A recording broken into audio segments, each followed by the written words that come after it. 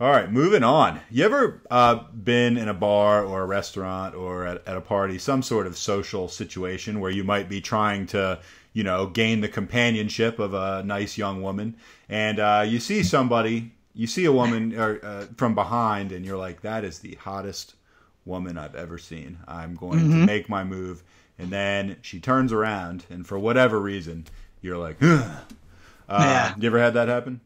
Oh, of course, but I'm an ass guy, so like if it's good from behind, okay, then let's say you're looking at her from the front, and then she turns around, and anyway.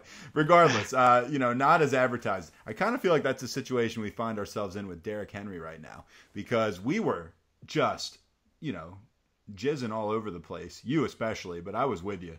I think you labeled him my wet dream, actually. To be honest, I is think exactly what you labeled it, and you weren't inaccurate. It was extremely no, I was wet. absolutely on the money. But now he's got a wingman, unfortunately.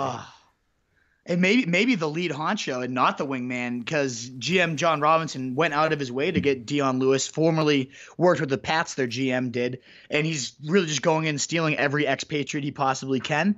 Dion Lewis might be his guy. I mean, they're clearly reluctant to ever give Henry this extensive work for whatever reason. Why? We're raving about how once this guy gets 300, I don't know. Everything I see by Henry makes him look special. So now I'm starting to question: is Henry even that good? Is there something we're missing? Because nobody seems willing to commit to him. But let's use Occam's razor here. Like he passes the eye test. We've seen this guy run. We know he's good. So when you say, I wonder if Derrick Henry's that good, is it more likely that Derrick Henry isn't that good, or is it more likely that the coach is a fucking moron?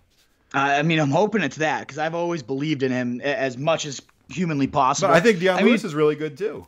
I love Dion Lewis, and that's why I hate this move, is I think both independently could be monster fantasy players and just monster individual talents in their own right.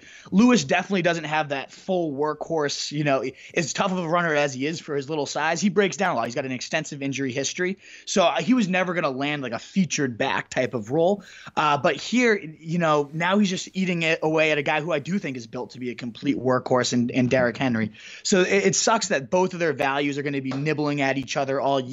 This could be a situation where they just run the ball, 400 times, and both guys sustain value, just like, Devonta Freeman and Coleman did for all those years in Atlanta recently.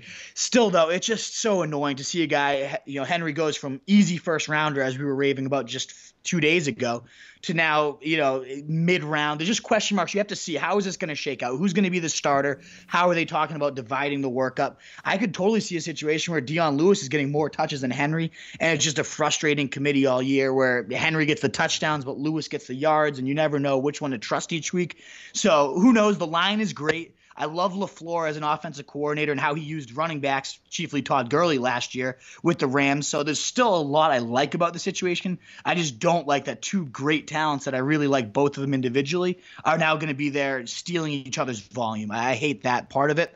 So it's going to be a wait and see now versus, wow, Henry's an RB1 that you got to take in the first round. Wow, Lewis landed in a perfect spot. It's really just the unideal, like the worst type of spot for Dion Lewis to land, unfortunately.